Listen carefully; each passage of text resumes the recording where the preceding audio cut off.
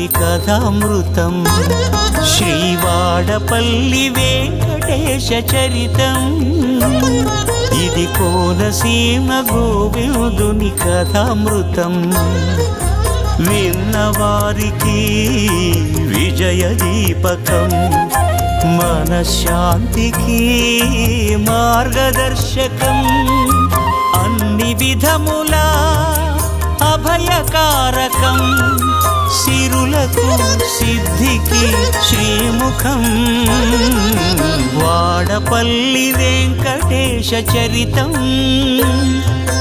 కోనసీమ గోవిందుని కథామృతం ఇది కోనసీమ గోవిందుని కథామృతం